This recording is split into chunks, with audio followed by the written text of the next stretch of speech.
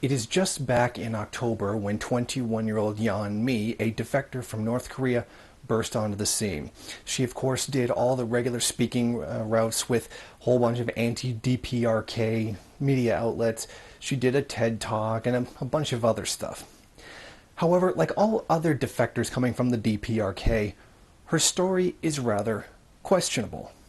And that since there's been enough time that she's been here telling her story over and over again to various media outlets, some discrepancies have appeared in her claims.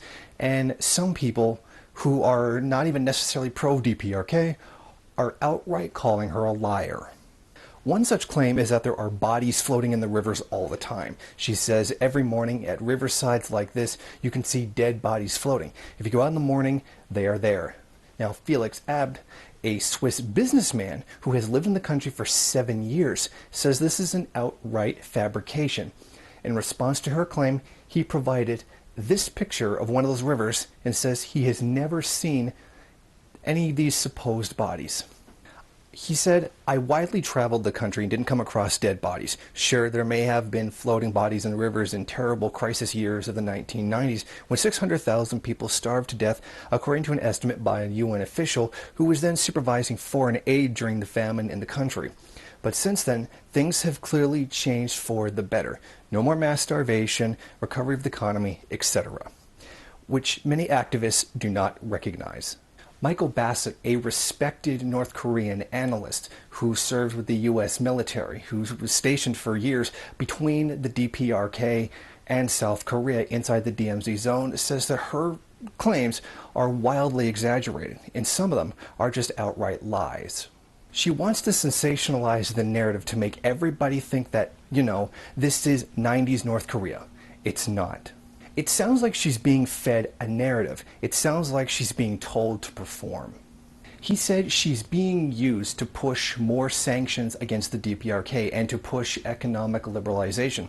After all, she does work for a company called Freedom Factory, which is a free market think tank in South Korea. And he highly believes that her story, much of which is probably fabricated, is being used specifically for the purpose of pushing more reforms in the DPRK and to get the US government to put more sanctions on the country. Now, he also said that when he went to speak about the new sanctions that are being threatened to be placed upon the DPRK, which are currently being discussed in Congress right now, she sent him a message saying that she didn't want him to bring her name up in questioning her story as a way of trying to argue against the sanctions, which he was going to do. He says her English is too good for someone who is not a native speaker of it. Park said that when she was 9 years old, which would have been about 2002, that she witnessed her friend's mother be executed in a stadium as reprisal for having committed some kind of crime. However, defectors from that same area at the same time says no such thing actually took place, and that the few executions that did take place were actually done behind an airport that was in the area. Park's account of the mother's crime changes constantly, depending, it seems, on her audience. In Europe, recently she claimed the woman was executed for watching a James Bond movie, and sometimes, less specifically, a Hollywood movie. But in Hong Kong a few months ago, she told an audience that a woman had been caught watching South Korean DVDs. Irish independent journalist Nicola Anderson, in a recent online video, said Park seemed confused and asked her, was it a movie from South Korea, wasn't it? Park says, her response, no, Hollywood movie, James Bond. One of the world's leading authorities on North Korea, Andrei Lakov, a professor at Ekumen University in Seoul. Born in the Soviet Union, he was an exchange student in North Korea during the 1980s and has interviewed hundreds of defectors as a part of his research. He says, I am very, very skeptical of whether watching a Western movie would lead to an execution. An arrest for such an action is possible indeed, but still not very likely. He says the sort of crimes that result in public execution are murder, large-scale theft, especially of government property, sometimes involvement with large-scale smuggling operations, including human trafficking. A 59-year-old woman from Haesan who escaped in 2009 laughed when she was asked if anyone was ever executed for watching an American movie. How can you be executed for watching an American film? It sounds so ridiculous even saying it. That has never happened before. I go to church with around 350 defectors, and you ask any one of them, and they will say exactly the same thing. Now, in 2003, she says her father was arrested for illegally trading in the DPRK between them and China. And her mother also testifies, yes, that they were engaged in that kind of activity. And then he was arrested for doing this, and that this had been going on since about 1991. And that after his arrest, they became, quote, pariahs, that nobody wanted to deal with them, that, quote, she could never have a career now because of this. Now, certainly when someone commits a crime like this, there is a certain stigma placed against a family, just as there is here. But there's no reason to indicate that she would somehow serve a brutal life because of it. She actually does come from a fairly privileged position within the society. So from this, we see, well, she just kind of left after her father was arrested for essentially stealing property and illegally selling it to merchants or what have you in China. So she's clearly already admitting that she's coming from a rather already negative position since the DPRK. She is, as it sounds, just merely railing against the government who sent her father to jail for the crime he committed. Park's mother told the Diplomat that prosecutors had interrogated her on and off for about a year, sometimes at home in Haesan and sometimes elsewhere, because she had worked in her husband's trading business. But in a recent BBC radio interview, Park claimed her mother was imprisoned for 6 months because she went to live back in her hometown after her husband was jailed, and because in North Korea there's no freedom of movement, not freedom of speech, it was against the law for the movement, and that's why she went to prison for half a year. When she spoke to the Diplomat, Park told of how her and her sister, at just 9 and 11, were left to fend for themselves after their parents were jailed. We couldn't go to school, we just go down to the riverside, and we have a shower, wash our clothes there, and then we go to the mountains to get grass to eat, she said. But in a BBC radio interview, Park claimed that her and her sister went to live at her uncle's house when she went to live at her aunt's house in the countryside for 3 years. She told of how while she was there, she ate wild food like grass and sometimes dragonflies, and just anything I could eat at the time. Just 2 days later, she told the Irish Independent that, as she had told the Diplomat, that she and her sister survived by finding food to eat and had to learn how to cook for themselves. When asked by a reporter, were there any adults that knew you were alone, she answered, no, people were dying there. They don't care. I saw lots of dead bodies on the streets, and nobody can take care of anybody. But going back through the archives of the South Korean television show Now on My Way to Meet You, which she stars in and talks about her experiences, in the same episode referred to previously, the host of the show says Park's mother, when we talk about stories of eating grass or people struggling to eat, Yi-ju, which was Park's pseudonym, says, oh, that never happened. Why is that? Did Yi-ju never go through these experiences? Park's mother replies, we were not to that extent. We were just never in a position where we were starving. Now the next part of their exchange is equally enlightening. Park's mother goes on to say, so when Yeju started working for this program, I think she became more aware of the situation in North Korea. The host responds, it sounds like Yeju learnt heaps on this program. And Park's mother says, she calls me before and after a show recording asking me, am I really North Korean? She says she has no idea what the other girls on the show are talking about. She says she thinks everyone is lying on the show.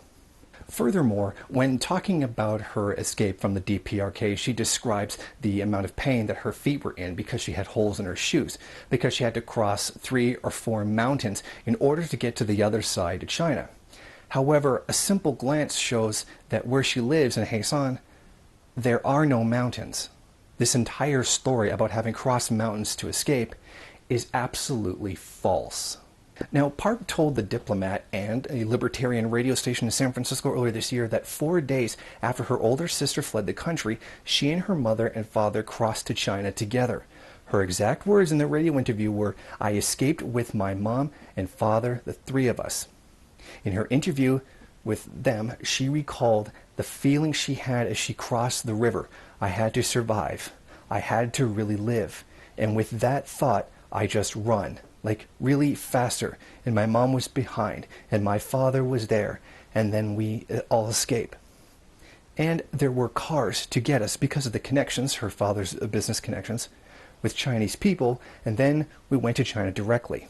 But At Young One World Summit in Dublin, Park told the appalling tale of her and her mother escaping alone and watching her mother being supposedly raped by a Chinese broker in order to protect her from the same fate. Now, there are even more inconsistencies of the story when it comes to her father. She claims that after he died in China, and because they were afraid of being caught, she had to pay somebody to help them take his body up to the mountains so that they could have a burial. And they were afraid of being caught in all that kind of situation. Yet she told another reporter that he was cremated and that she had to dispose of his ashes herself.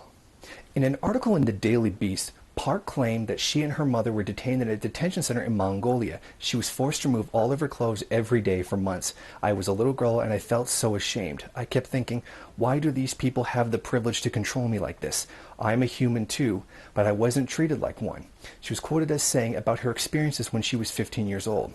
She had not mentioned this in her interview with the Diplomat, and according to sources who know her well, she spent 1.5 months in a detention center in Mongolia and complained to them about having to work in the field and clean the center, but made no mention of having been subjected to daily strippings.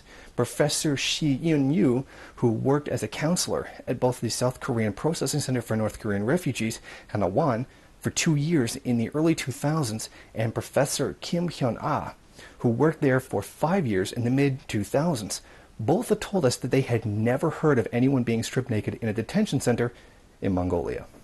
He said, in the past, the South Korean government has sent counselors over to Mongolia to help North Korean defectors in detention. So how can defectors be stripped naked every day? It would cause them more psychological distress. It's not possible.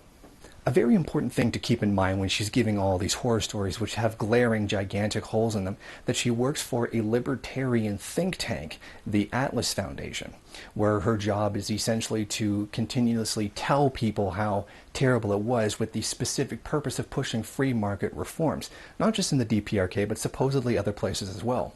Now, other people have reported that she has a website of her own where she can receive PayPal donations, although it's not really clear whether it's her website or who exactly it is that owns it. Finally, I think there's enough here to show that her story is probably largely fabricated. I think it's a more likely scenario where she just left the country after her father was arrested for stealing from the government and then crossed the border in order to give this big, huge horror story to try to get back at the DPRK for arresting her father for being a criminal. It's very interesting how these stories are always massively exaggerated, if not outright fabricated, in this case in particular, to justify the inhuman sanctions that have been placed against the DPRK for decades now. And this continues to be another justification for a hostile policy towards a country that essentially can't defend itself from United States imperialist aggression. They roar with so many tears over these incidences. These fabricated stories, some of them, they're now reaching gigantic proportions of just sheer ridiculousness. And just another one was claimed where a woman said she had her child forced taken away from her, killed, cooked, and then fed to dogs in front of her. This is an extraordinary claim and requires extraordinary evidence, as logic would dictate. But of course, as usual, this completely insane claim is taken with absolute truth, even though there's nothing to back it up whatsoever. And her story, full of holes, yet people continue to believe it. Meanwhile, we have the CIA admitting to some of the most horrible abuses. Not just admitting to them, admitting they have videotape of them. More specifically, the incident in which the CIA has admitted that children were raped in front of their mothers, sodomized, specifically for the purpose of trying to make them talk. Yes, children were raped by the CIA, and yet there is no outrage at all over this. The big thing now is to pay attention to this. These ridiculous accusations, nothing to back it up. Yet we have children being raped by the U.S. government, and they admit it and videotaped it. And yet still, somehow the moral outrage of the UN just can't be found. It just can't seem to make itself manifest when the U.S. empire commits a crime. I think this shows a tremendous, astronomical amount of dishonesty from the UN. If you like this video and you'd like to see more of them, then head over to my Patreon page and show your support. Or you can go to the MRN bookstore and check out some of the latest books available. Don't forget to rate, comment, subscribe, and share on various social media.